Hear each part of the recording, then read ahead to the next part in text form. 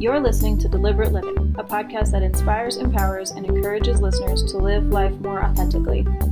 My name is Holly Priestley, and I'm a full-time nomad and writer who has been living in my 1997 Ford van since January 1st of 2019. I travel the United States with my dog, learning how to live with more authenticity. I explore different ways people choose to ditch the prescribed life we've all been sold and live on their terms, finding freedom and happiness however they choose. Hello, and welcome to another episode of the Deliberate Living Podcast. I am your host, Holly Priestley, and this week I have Sophia Tang, and I first learned about her from an article that my dad actually sent me from Denver Channel 4 News or something about her recent completion of the Colorado Trail, and her experience of the trail was really unique in so many ways. And I am so excited to have her here on the show today. She was originally going for the FKT, the fastest known time, kind of as a side note. She knew she was going to do the trail anyway, but like might as well add another challenge on top of it, right? And so I think originally she was planning on doing the trail in like 9 days. It's like a 500-mile trail, guys. But she was planning on doing it in 9 days, which is insane. But you know, the best people are. She ended up doing it in 21 and a half days, and she learned more about herself and who she was on the trail than at any other time in her life. So I'm super excited to get to talk to her today, and I hope that you guys are too, and that you learn a little bit maybe about who you are from finding out who she is. So hi, Sophia. Hi, thank you so much for having me. Stoked to be here. Do you go by Sophia, Sophie, Soph? What's your preferred name? All of the above. Soph is kind of just like my alter ego. Like when I'm talking to myself, I'm like, all right, Soph, like we got this, you know, okay. I noticed that on your social that it was Soph, and I was like, oh, maybe I shouldn't call her Sophia. Maybe that's bad. Maybe that's only the name she gets called when she's in trouble. No, anything works for me. Awesome. Well, why don't you give the audience a little bit of background about who you are and where you came from prior to the Colorado Trail? Like in terms of where I am on my journey of life, or like what made you decide to tackle that? I mean, you hadn't even hiked before, you hadn't backpacked before, and you're just like, why don't I do the Colorado Trail? That sounds like fun. Oh. So it all started when I learned of the PCT's existence in the Pacific Crest Trail, because something deep inside was always just like, you know, that's something that I want to experience in this life. Just the whole allure of being out there with nothing but everything on your back, and just traveling this long distance. And I know, or something told me, even though I'd never done it before, that you would find these profound truths about yourself and the world and just other people in general. So that was something that's been on my mind for many years. And I didn't even know that the Colorado Trail existed until January of this year. But the moment that it came into focus, I was just this inner fire, absolute fire, just flared up and was like, this is what you need to go do. I don't know how it's going to be done or how it just, I think when you're faced with something like that, like this huge endeavor, when it really sparks that flame, you really have no idea how it's going to come about. But if you have a very strong reason of why you want to do it, so the why, I think that everything just falls into place. And that's exactly what happened with the Colorado Trail. I mean, one day, or more than one day, for a very long time, I was obsessing over gear and just trying to research all these different things and like figure out the intricacies of going about doing something like this. And then the next, it was just a memory. And I think that that's because there was so much more beyond myself that was going on, and so many other variables to where, you know, like that was me doing it, but there was something definitely beyond myself in this whole process, over this whole journey, even just to the starting line of that trail, and then afterwards, and probably forever after. Yeah, I don't think you can go through an experience like that and not be forever impacted. I mean, the longest hike I've ever done has only been about a week. And I do at least one like 5, 6, 7 day backpacker trip every year pretty much, except for this year. I'm not getting one in because of so many other variables. But yeah, being out on the trail for 21 days sounds both like a dream and like a huge amount of stress. It sounds like it would be both things for sure. And I mean, that's coming from somebody who's been doing this her whole life and has done this before. And I know that there are so many people in the world who have never even thought about backpacking, you know, going camping with just what you can carry with you. And I mean, you had never been before either. And so you had this fire build up in you as soon as you found out about the Colorado Trail, and you're like, well, that's what I'm doing. So I'm just going to go ahead and research everything and like start training for it. And then I'm going to just go do it. Like, was there any point prior to getting your feet on the trail that you were like, I'm insane, I should not be doing this? Like, did you ever have any self-doubt, or was that fire like so strong that you're just like, I just have the confidence that I'm going to figure it out and it's going to be fine? So I think, I don't recall any time on trail or before getting onto the trail that I doubted my ability to make it through somehow. I didn't know how at all. I mean, even just the first day stepping out at Waterton Canyon, I was thinking like, wow, I'm really doing this, and I don't know how I'm going to get to Durango, but I trust, something tells me that I will somehow. Like, whether it takes some divine intervention or whatever, like I just knew that somehow I was going to make it and things were going to be okay, you know? And with the understanding that you can have all these wonderful plans of how you would prefer something to happen, right? But just also allowing that space for anything else to happen. And then also keeping in mind, or for me, I personally believe that anything that happens, whether it's good or bad, or however we feel about something, that it ultimately was the best thing for you in the end, whether you can see it at the time or not. So things are difficult and they're unpleasant sometimes, but I think that it's ultimately like just something that was meant to happen. And so just embracing that and doing your best to prepare however you can, and then just kind of letting the rest happen is just kind of the way that I did it. Yeah. Have you always had a strong relationship with your gut feeling like that? Or was this new to you that you're just like, I don't know how it's going to happen, but it is? Was that new, or is that how you've always been? So I think that there was a new layer to that for this trail, but I always have kind of had this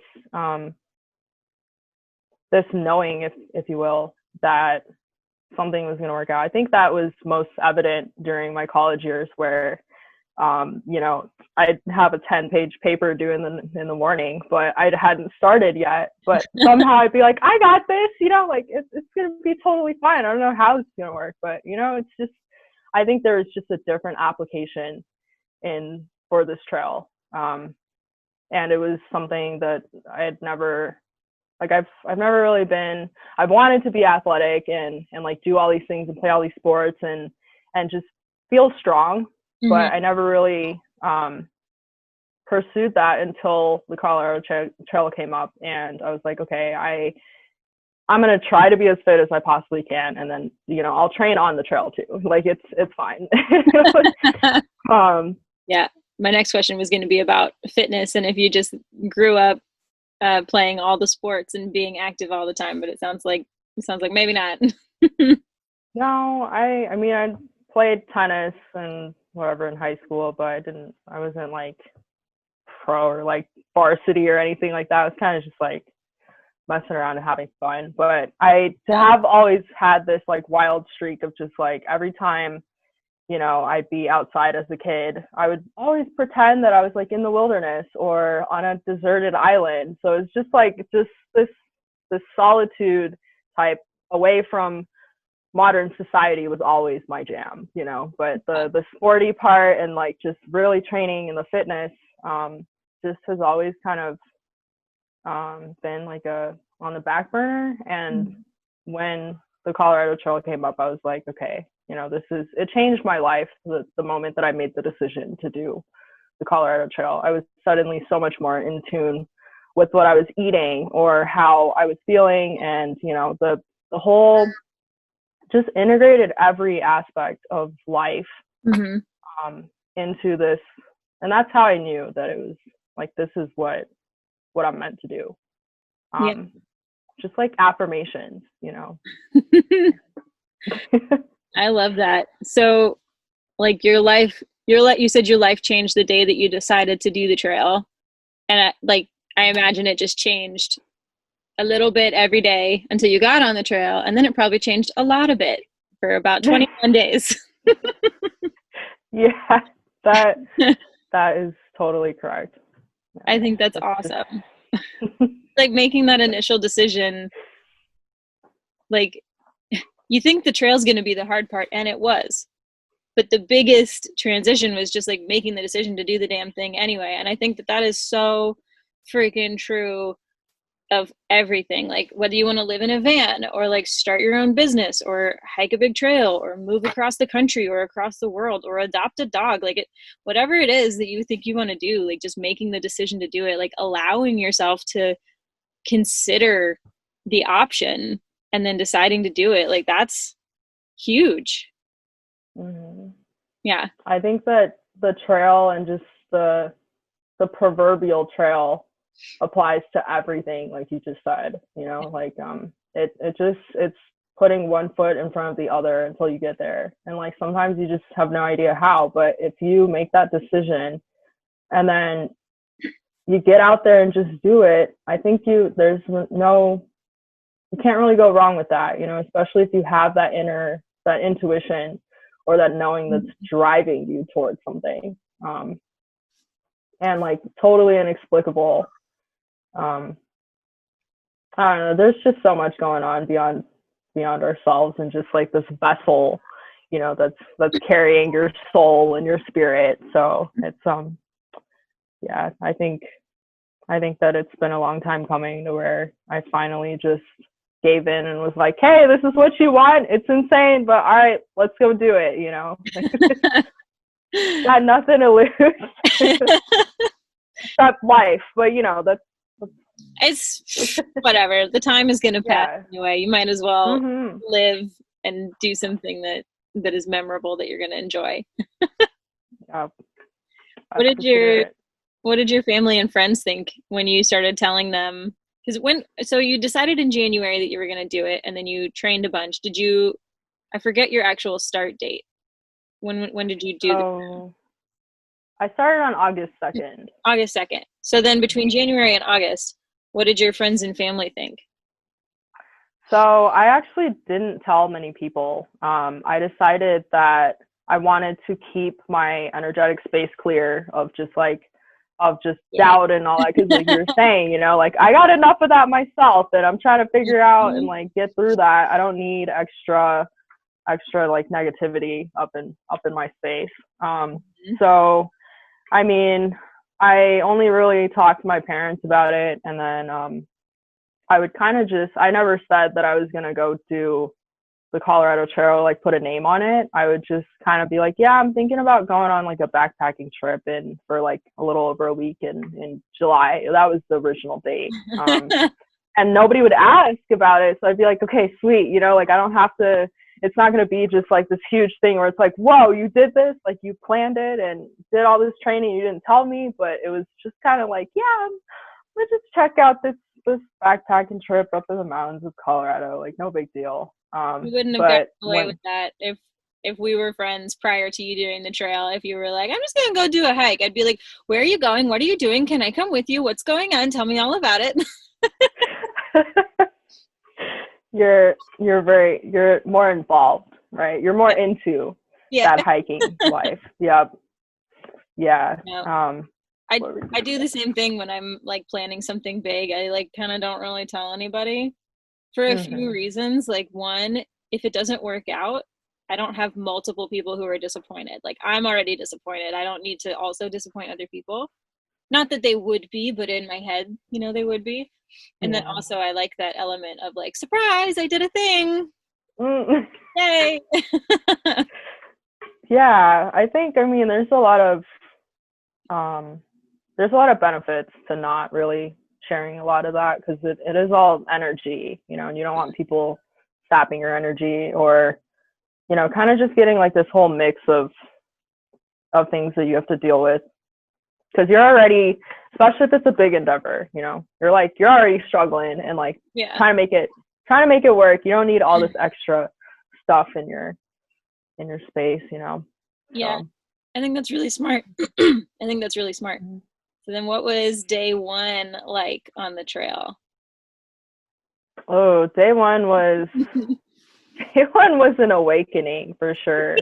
I think I mean, I'm sure you saw some of the content from day one, but it was like, I mean, at first the first probably half day or so was very much just like I was out hiking on like a weekend and just kind of taking my time and like leisurely met a couple people and just kind of chatted and you know, did my thing. The terrain was very similar to like just a regular trail that's kind of close to the city.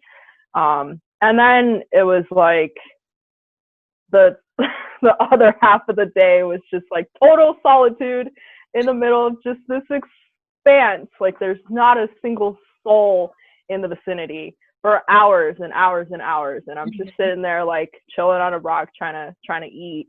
I'm like looking around and I'm like, wow, I'm completely alone, completely self-dependent out here.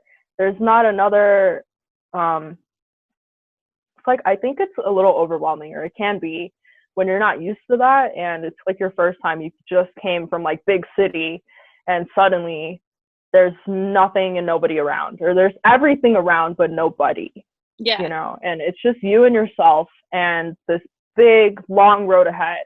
You don't know how you're gonna get through it, but then, you know, it's just, I think it's just coming face to face with yourself and like your mortality and how insignificant and how small you might feel in spaces like this. And that was a serious adjustment for me, because generally in real life, so to quote unquote real life, I am very much just someone who needs to have a lot of time for quiet contemplation and just that space to figure things out and like wonder and try to make meaning of this life, of my existence, and just to like process things, you know. So I definitely don't need people around. I do prefer a lot of just like solitude and reflective time, but being out there, I was like, whoa, like I didn't realize I needed this like human connection, or just like this company almost, you know, like just even seeing somebody miles away on the ridge or something, but there's none of that. And I was like, okay, you know, this is it, this is me, this is the first test of just like, what are you made of, you know, or like how are you gonna operate under this kind of condition. And so that was day one for me. It was remembering, you know, that we're humans, and we do need that element of connection in any way. Yeah. So then I've got two questions that I want to ask next, and I'm not sure which one I should ask first. But during the next 3 weeks that you were on the trail, was there any time that you were kind of like, I can't do this, I need to pull out, at the next town, I'm just gonna call my folks and they're gonna come get me. Like, was there any point on the trail that you weren't sure that you were gonna make it, or did that fire like stick with you and you're like, I don't know how it's gonna happen, but it's gonna happen? Definitely the latter. There was not a single moment where I even began to doubt that I would be okay in some way, and that was so new for me because I've spent the last couple of years just shedding all, like trying to pull off all that self-doubt and sort through my conditioning and like what makes me think that I'm not enough or that I can't do something that I really want to do. So there was no point on trail where I was thinking that, like, your girl's not going to make it. Like there was none of that. It was still very much just that like, I'm gonna get to Durango. I don't know how, but it's gonna happen. And I love that. I love that so much. Yeah, that's why I say there was something far beyond myself out there. I mean, I think it's just when you're in that kind of environment, it's also that quiet and just you and yourself. It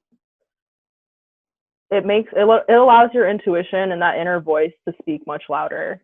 And if you're tuned into it and you're listening, I think that it guides you through these kinds of things. So, I mean, even when I realized I was running out of food and was probably not going to make it in 3 days, I would just keep adding miles to the next day. I'd be like, okay, so I only did like 20 today and I should have done like 85, but it's fine. I'll just do 90 tomorrow. It's fine. Like I got it was now looking back, I'm like, on what planet? Like actually do that. But while I was there and that stoke was sky high, I was like, I got this. Like tomorrow, just add the miles I was supposed to do today to tomorrow. I'll just do like 100-mile day. It'll be fine. Yeah. No. Even when like people just do 100. Even when people run 100 miles, and like my dad is an ultra athlete, he's done the Leadville 100 a few times, but like you still don't do that in a day. It still takes 2 or 3 days. So come on. Yeah, I don't know, man. Something. I was either like really spiritually lifted or just losing my mind out there. You can't really. 6 of one, a fine line. 6 of one, half dozen of the other. You're fine. So, I'd like to know how the like transition process went in your head from like setting out on this hike and having a plan, like of doing it it was 9 days, right? That you were originally planning on doing it. So you like you had enough food for 9 days and you had your mental space for like 9 days and you like did the math and like at what point were you kind of like, I'm going to take this a little slower. I'm going to do fewer miles. I'm going to go at a different pace. What was that transition like in your head? Like, did you fight with yourself about it? I mean, it sounds like you didn't based on what you just said. As far as like, I'll just add those miles to tomorrow. I'll just add those miles to tomorrow. But, 3 weeks in, like, what was that bartering system like in your head and how did you come to terms with that? So it was a very gradual transition. It wasn't like, okay, I'm clearly not going to make it in 9 days. So I'm just going to take it slow now because that's totally counterintuitive, right? Mm-hmm. I'm not going to make it. I'm not going to resupply. I'm just going to take it slower now. Yeah. That doesn't make sense, right? I'm not going to get more food. I'm just going to keep the food that I had for 9 days and I'm just going to stretch it out real thin. Yeah, that wasn't like, I didn't sit down and think about how I had to stretch out my food either. It kind of just happened. It was very swift, very smooth. And it was just because my belief was so strong that the universe or this higher power, source, the creator, God, whatever you want to call it, was putting these people and these experiences on the trail in front of me. And it was like, I would just keep thinking that the trail is probably going to be here for a long time. I can probably come back out here and do this thing again whenever. but these people and the moment is not going to be the same ever again. You know, this moment is one that has never been here before, and it's never going to be like this again. So what am I going to do in that moment? Am I going to be like, oh no, sorry, like I have this mission and I have to keep going, you know, like I'm sure you're cool, but you know, just I gotta go. And I did that for the first few days, and then I ended up just like a few minutes later, I'd be like, nope, and like turn back to go do something, because that realization that you're not gonna be met with these people again, and especially if their energy resonated with me or something drew me to them, I'd be like, all right, I'm sitting down and we're just gonna chat and like, you know, tell me your story. And I think that was more important to me than covering miles or just kind of like getting like just setting this time constraint for myself. I've never really been down with that in just regular life. So I think it just was so much more amplified out on trail. And I realized that I very much got swept up in the whole through hiking community thing and just the magic of being out there with all these like-minded, like-hearted people. So then it just came down to like, all right, so suddenly like about halfway through the trail at Mount Princeton, I realized I was like, okay, so I have like 17 bars left. I'm at halfway. How is this gonna work out, you know? And I was just like, you know, I'm actually gonna be fine. I'm gonna just eat whenever my stomach is hungry, and just kind of ended up just like taking a bite every time that it started to growl, and like that's just how it kind of worked out. It was I think that my body knew what was up. It's like, all right, this girl is not gonna stop. Like she's crazy, and she's not gonna let us, you know, she's not gonna do this. So we might as well just stop complaining and like go with it. You know? Yeah, like let's just make this work. We are a team. We are in this together. She's not giving up, so we can't either. Exactly. Yeah. That's awesome. Do you want to share what some of those experiences were that you almost walked away from and then turned around to go back to? So it was, the most prominent one was, the first one actually was, I came across this camp where there was this really nice two people. They weren't a couple. I was gonna say couple, but they had 4 horses, and they were kind of telling me about how they're working on this documentary and like all these different things. They're saving feral horses because apparently they just get shot for being feral out there. So they tame them. Yeah, they tame them, and then they, you know, basically it's a horse rescue. And they had these 4 horses. This storm had just blown through, and like I guess the horses were really struggling and, you know, biting flies and everything. But I I walked up on them, and they were telling me all these things. And then one of them offered to give me a ride on one of their horses, and I was like, yeah, I'm actually on a mission right now, so I can't. And I just kind of like thanked them and just went on my merry way. But then a few minutes later, I was just like, yo, like life is so short. And it's like, when are you gonna, like, I really want to ride that horse, but then I've somehow just made this limitation of time for myself. And it's really, if you think about it, it's just a metric that we measure things by. And I had let it become a limitation. So it was like, no, I'm gonna go do it. So I like ran back to their camp, and I was like, can I actually like take you up on that? And they're like, yeah, of course. So I just kind of took this little trot around their camp, and then afterwards I was just like, that was totally worth it.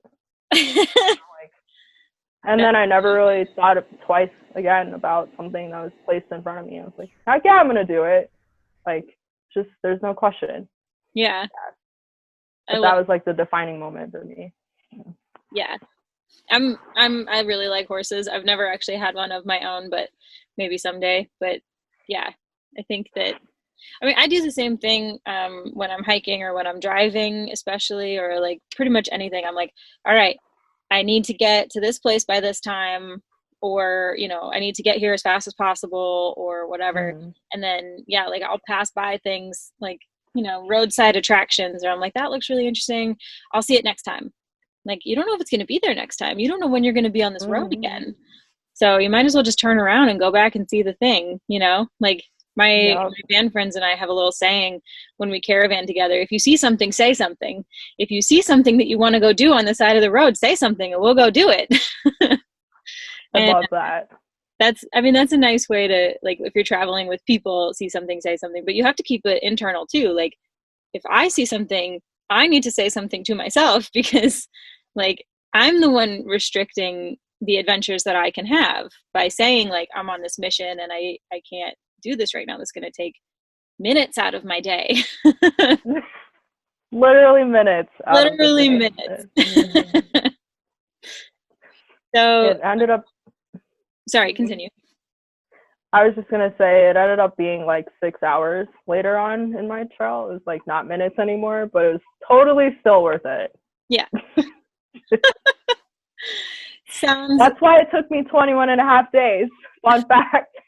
I just kept taking half-day excursions. but you got so much more out of the trail than you would have if you had done it in 9 days. Right? Yeah, yeah. That's exactly what I'm thinking. I'm like, I would have had a record and really just broken my body. But Mhm. but yeah, I have so many experiences and memories and just like friends that I think will be lifelong friends. Like they'll be at my wedding if I ever get married, and that's Yeah, crazy. Yeah. Yeah. that's awesome. So, Mm-hmm. what was that last day like when you knew you were going to hike out and you were going to be done with Oh dear. you were going to see your parents? They were waiting for you to pick you up. Like, were you excited? Like, yeah, let's get there. Or were you like, why can't this be like 500 more miles? Maybe I'll just hike back and they can pick me up back at Waterton Canyon. Oh man, that last day was such a roller coaster. Um, part of me was like, "Yo, girl, you gotta go," like you're on the last little bit of your food, and this is not sustainable. Um, but then at the same time, or like, and then it was like, it'd be really nice to like maybe be a little less dirty Mm, than I am right now, just a little bit. I'm not asking yeah. for a lot. Maybe just like a little dip in the lake or something, just Yeah. a little bit. But then there's that part of me where it's just like every little waypoint that put me closer to the finish line. I was like, I'm not ready for this. I'm not ready to go back to this world that has more or less stayed the same while I was gone, because I feel totally different inside. And am I going to be able to carry that with me back into regular life? Or is it just something that's going to exist out here? And it's great and all to experience all those things and to meet yourself when you're out there, but I think that it carries so much weight when you're able to bring that back with you and those lessons and those experiences, and have that be transformative in regular life. Because unless you're prepared to make that into like trail life into a sustainable life or a way of living, Yeah. then you do have to come back from that at some point. And that was very sobering for me. I was like, I don't want to ever lose this groundedness, this peace, this unshakable sense of self that I've found out here, that I've experienced and wholeheartedly felt. And so I was kind of dreading going back and realizing that, people are kind of just like similar. They're the same. And feeling like it was very lonely to feel that way. When you've gone through this intense change and not knowing if you can, if you'll have friends back at home anymore. Because, I think that it's, I believe in being just uplifting and just like, if you can help someone else on their path, then definitely do so. But if you can't, and if you're not helping them grow and evolve into the person that they want to be, or that their full potential in this life, then it's better to just kind of split and walk your separate paths, right? And not tear each other down. And so that was kind of weighing on me. I was like, am I going to be able to relate to my friends anymore? Or like, what's life going to be like? All these things were just going through my mind. And as well as just like this montage of everyone that I met on trail and the experiences that I had, like when I hit the last high point. And after that, I was just kind of like, I was on autopilot, as much as I hate saying that, because I didn't want to feel that heaviness. And that was kind of just like this default mechanism that I had from, more destructive days. But it kind of kicked in, and I was like, maybe this is how I just need to get through this. And so I was kind of just floating toward the finish, toward the very end. And then everything just came raining down. It's like just this rip tide of emotions at the very end. Yeah. I feel that. I know you feel that. I can see it. I know exactly how you feel, or how you felt.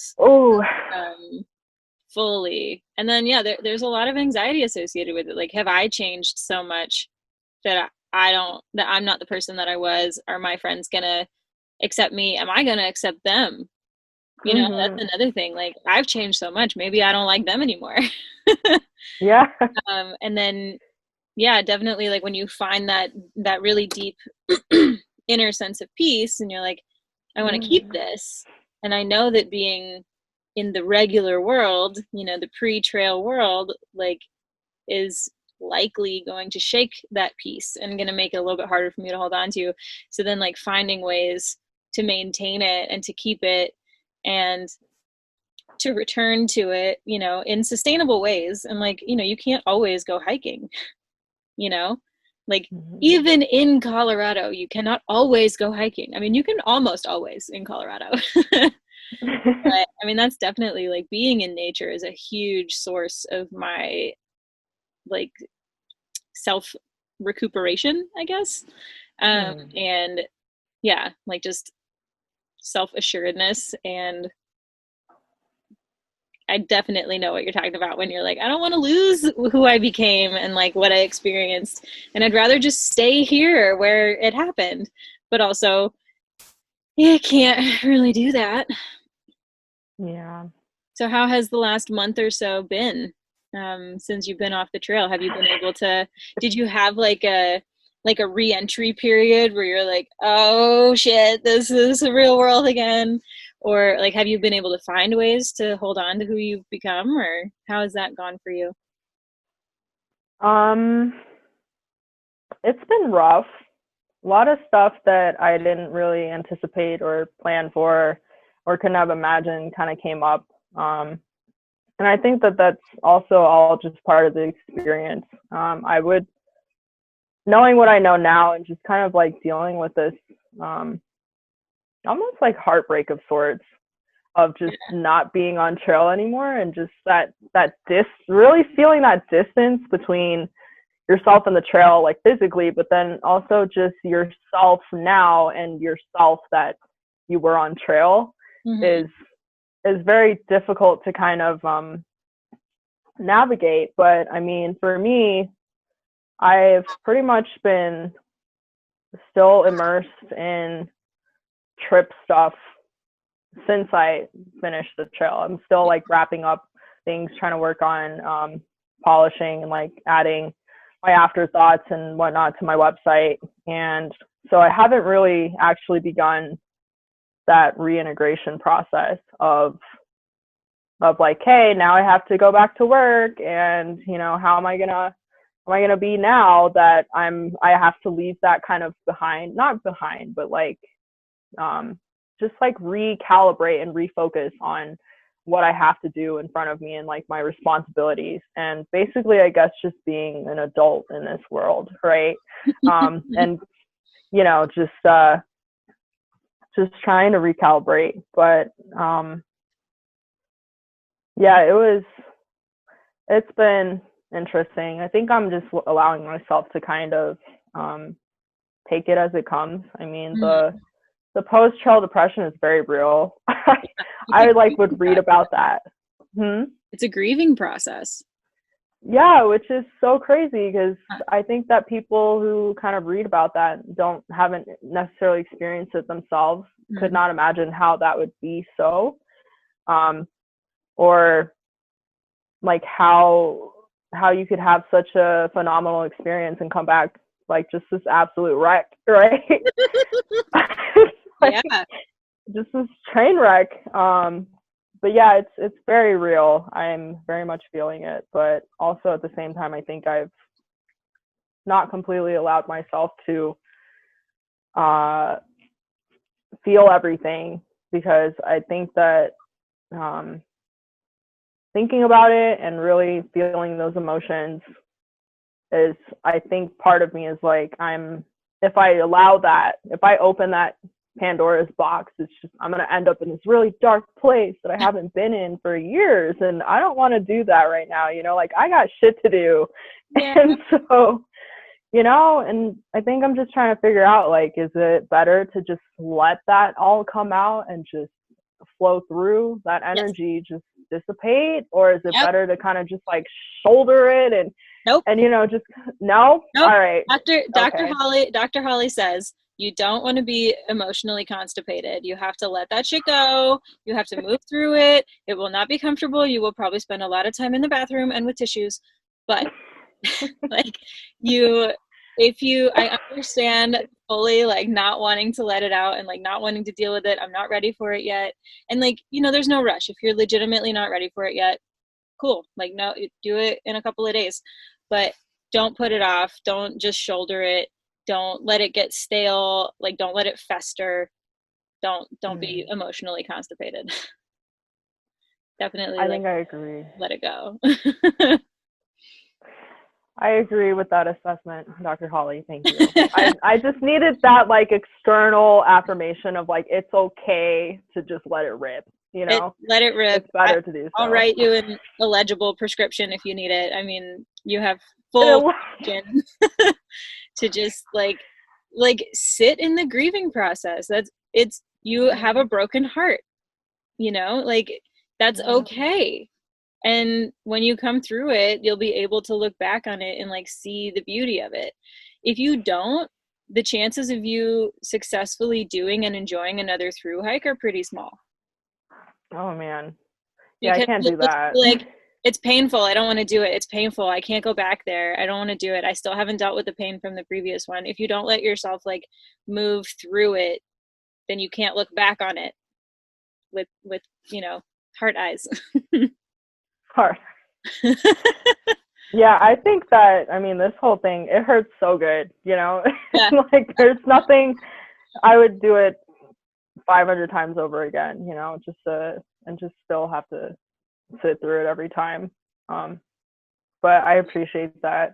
I'm gonna, after we get off this thing, I'm just gonna be like, all right, the day is canceled. I'm just gonna cry for the rest of the day, Yeah. like feel everything, Ugly but cry, feel everything, take a hot bath with bubbles if you can, like draw the shades, like just it's okay to be sad and to have emotions. And even if you feel like nobody else understands and like nobody else is going to get it and they're all going to think you're weird, like you got to take care of you and do what's best for you. You're your own best advocate, and it's okay to have sadness and pain about wrapping up this part of your journey.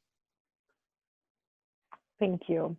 You're I'm gonna wow. draw a bath, just get that camp soap, like really just Yep. revel in it. Yep. Oh man. Get yourself some of those pro bars you can eat on the side while you're going Yep. through it. Those good old pro bars. I'm still not sick of them. I That's think that they're insane great. to me. Yeah. I get so sick of whatever I'm eating on a trail, except gummy bears. I've never gotten sick of those. Those are my favorite trail food. But, to each their own. Do you have future plans to do the PCT eventually? I mean, I know that's kind of what kicked off this through hike mentality. Yeah, I'm thinking about next year, but also realizing that a lot of people had to cancel their hikes. So I think that Ooh, like yeah. for this year, and I think that they should kind of have like a little bit of like the first dibs on that, because that well, so many people like quit their jobs and moved out and just had like nowhere to go, and then they had to cancel their hike, and it's like that's heavy. Yeah. But if I can get up in there, definitely will. I'm Yeah. already, I mean, before I even left the trail, I was like, I'll probably come back and do this next year because I don't think that I pushed myself to the way, like I pushed myself in a different way than I originally planned.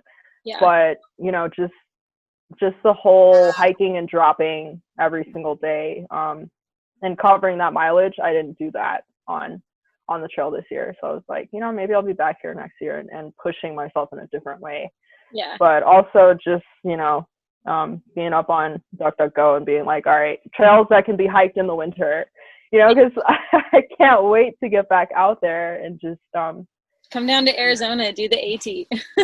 ooh, I was thinking about that as well. Yeah. There's so much stuff going on, and If you want another it's big crazy. trail that like isn't as crowded, you could do the CDT. But Mhm. I've heard that one can get Yeah. like really rough in places, but I know it's not as crowded as like the Pacific Crest or the Appalachian or Right. any of those other big ones that have big followings. Oh yeah. I kind of just anywhere there's a trail, I'm down. I'm thinking, I mean, just like very tentatively about the Hayduke maybe in December. Yeah. Or just I don't know. You can find a hike anywhere, right? I mean, if Yeah. you're willing to travel.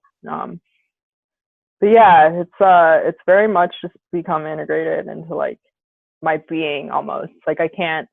This is something that I will never be able to suppress for my soul or spirit anymore. They're like demanding more, and I'm like, okay, I hear you, but we got to do this right now, and we'll get back out there, at the first opportunity. But Yeah. it's bittersweet for sure having this new opening. I feel that. Oof. What kind of advice would you give to someone who's considering doing the Colorado Trail or, in some other way, significantly pushing their own boundaries? I think what I would say is if you feel that flare, that inner flare up of the fire, and you don't know why, you don't have to know why or how or any of the technicalities, but if it makes you smile, and like that really goofy smile, like not just a regular smile, just that totally childlike smile, then it's something that you should very much pursue. You don't have to know how it's going to happen. Just make sure that your why is so strong that everything just like the universe conspires in your favor to make that happen. Because I think that we are the creators of our own realities and our own truths. And when you kind of just tune in with yourself and just let things happen, it's so magical. It's beyond anything that you could plan for or hope for. You get so much more out of it when you kind of just have this preference or this destination in mind, but then just kind of let the river carry you, let the flow just take you there. So definitely I think that this life was meant to just be lived the shit out of, and in whatever way it makes you feel alive. There's no sense in spending this time here just being like okay, or not really feeling that just that. I keep saying flare up. I don't really know how else to explain it, because that fiery feeling of just emotion or whatever it is, and it's unmistakable. I think that it's something, we don't have to all understand each other to relate. It's but it's just that thing that keeps you up at night, that exhilaration, and then just that one thing that is so spirit breaking, like just thinking about not indulging in that in this life. you know, and if that's the thing, then by all means, you know, like balls to the wall and like off the cliff, just go for it, you know.